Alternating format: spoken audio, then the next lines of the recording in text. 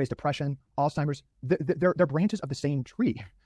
We've actually lied, saying those are different conditions, seeing 4 different doctors for 4 different treatments that don't even talk to each other. So we're managing the symptoms instead of seeing those symptoms as a gift and realizing that we have a root cause metabolic crisis. That's why the more statins we prescribe, the more heart disease goes up. The more metformin we prescribe, the more diabetes goes up. The more SSRIs we prescribe, which are now 25% of women. The higher the suicide rate goes. We're seeing skyrocket. So we're siloing everything. And literally, there's so many questions. Yeah. So 25% of women are on SSRIs? We have a societal dynamic where 25% of women in the United States are on a medication. And I'm not just flatly anti-drug, but this is a societal dynamic, Tucker. We have 25% of women taking something that fundamentally numbs you out from reality.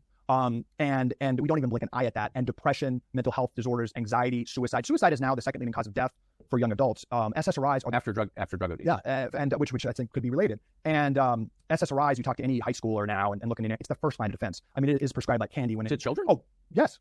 SSRIs. SSRI prescription rates are skyrocketing among teens. You talk to any high school counselor, anyone at any high school, this is the first line of defense. When I would never talk to a high school counselor about any circumstance. Yeah, well, that's very smart.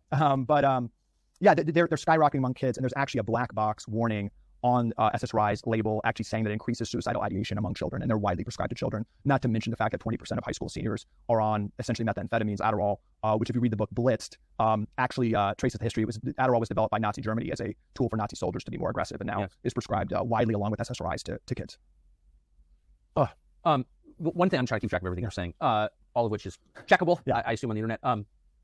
Statin drugs are prescribed to the majority of American men over 40? The last rate, I think 2019, the last study I said was 45%, and I think there's reports that now post-COVID it's close to 50%. So what's the downside of statin drugs? Oh, there's wild research coming out. I mean, the highest level, just even if the drugs don't have no side effects, heart disease isn't a statin deficiency. What statins, to me, at the most important level, represent that we have a moral hazard, right? Fundamentally, when you're prescribed that statin, you're told by the doctor that you're doing something. When you're prescribed the Ozempic, the doctor, Fatima Stanford on 60 Minutes, who's paid off doctor from Ozempic, said, throw willpower out the window. This is a brain disease.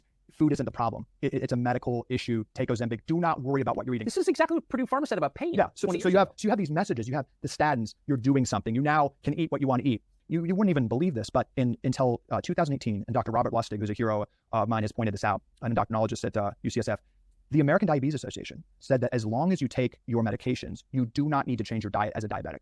So you literally have guidance from the American Heart Association, from the American Diabetes Association, now from the obesity industrial complex, saying that if you take these drugs, you're good.